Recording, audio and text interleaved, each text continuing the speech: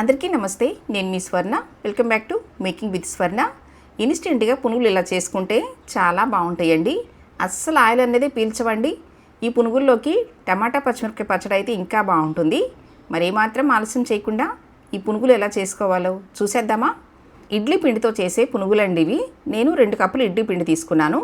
ఇప్పుడు ఇందులో సన్నగా తరిగిన 1 ఉల్లిపాయ, సన్నగా తరిగిన 2 పచ్చిమిర్చి వేసుకోవాలి. తర్వాత 1 స్పూను జీలకర్ర, తర్వాత కొంచెం కొత్తిమీర, అలాగే సన్నగా తరిగిన కరివేపాకు వేసుకోవాలి. ఇప్పుడు 2 కప్పులు ఇడ్లీ పిండికి 2 కప్పులు బియ్యం పిండి, అలాగే 2 కప్పులు మైదా పిండి వేసుకోవాలండి. ఇప్పుడు మీ టేస్ట్కి తగ్గట్టుగా సాల్ట్ వేసుకోండి. తర్వాత 1/2 స్పూను వంట సోడా వేసుకోవాలి. ఇప్పుడు ఇవన్నీ బాగా కలిసేలాగా కలుపుకోవాలండి. మీరు ఇడ్లీ పిండి తీసుకునేటప్పుడు కొంచెం గట్టిగా ఉండేటట్టు చూసుకోండి. రోజు ఇడ్లీ తిని బోర్ కొడితే ఇలా ట్రై చేయండి, చాలా బాగుంటాయి. చూడండి, ఈ విధంగా పిండి అనేది గట్టిగా కలుపుకోవాలన్నమాట. ఇప్పుడు డీప్ ఫ్రై సరిపడా ఆయిల్ పెట్టుకోవాలి. ఆయిల్ బాగా హీట్ అయిన తర్వాత చిన్న చిన్న పునుగులుగా వేసుకోవాలండి. లేదు మీకు కొద్దిగా పెద్దగా వేసుకోవాలనుకుంటే ఇడ్లీ పిండితో బోండాల్లాగా కూడా వేసుకోవచ్చండి.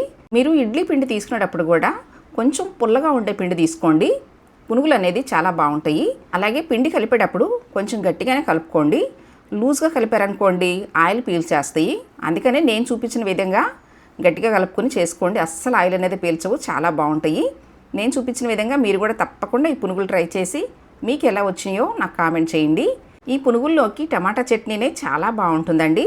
నేను చేసి చూపించిన ఇడ్లీ పిండితోటి ఇన్స్టెంట్గా పునుగుల రెసిపీ మీకు నచ్చినట్లయితే ఈ వీడియోని తప్పకుండా లైక్ చేయండి.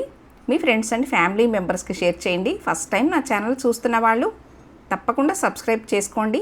మరెన్నో టేస్టీ వెరైటీ హెల్దీ రెసిపీస్ మీకు చేసి చూపిస్తానండి. Thanks for watching.